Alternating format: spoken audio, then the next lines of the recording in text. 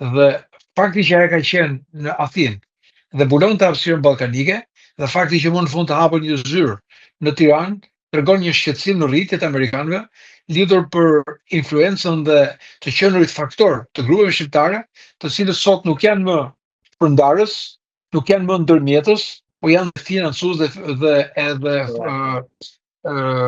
janë edhe aktor, qoftë edhe në vendosjen e çmimeve apo lëvizjen e rregullat të tregut në raport me lëndët narkotike. Dhe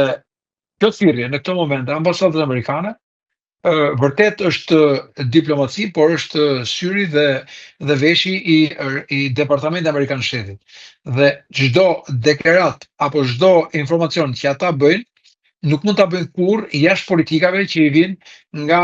Departamenti Amerikan i Shtetit. Dhe si e tillë në një moment të tillë delikat, pra mbas këtij operacioni,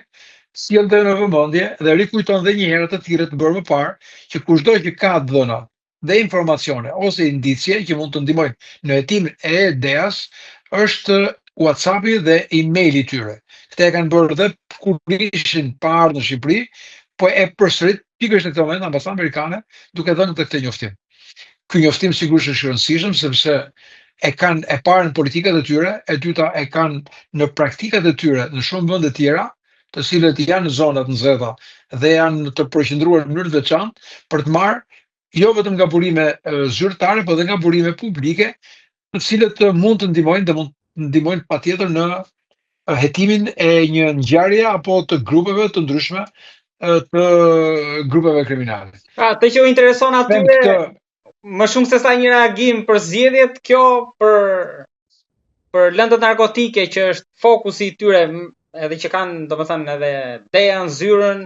njerëzit e tyre ekspertët pranë spakut, puna vazhdon nga krahu tjetër. Shqipëria bëri 2 evente. Një që ishte Giro Italia, duke krijuar atë idenë se ky aktivitet bëhet pikërisht në një moment, një ditë, 2 ditë, pra edhe në heshtjen zgjedhore, patëm një aktivitet tillë dhe pikërisht një ditë apo 2 ditë mbrapa kemi një summit ku patjetër politikisht dhe diplomatikisht ata i uruan fitoren kryeministit të vendit.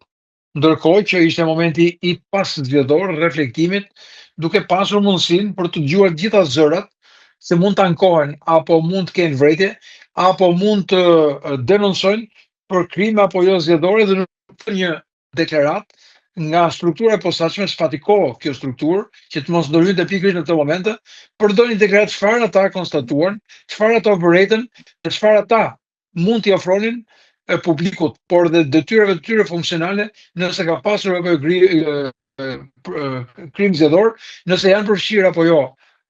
grupe kriminale, kryesisht në ato zona që sipas mediave her pas here zbarkoi BKH-ja në Elbasan, zbarkoi BKH-ja në Durrës, zbarkoi në Vlorë, po këto zbarkimet nuk morën përgjigje çfarë bën në këto zbarkime.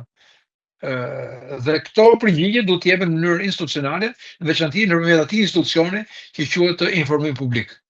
Pra nuk e patën këtë gjë, sepse më sa duket samiti dhe këto tjerat nuk i lanë mundësi dhe hapësirë që të ndërhyjnë pikërisht në këtë moment, se dukesh se do të merresh e mirë organizuar dhe kjo gjë që do duket sigurisht një interferencë politike.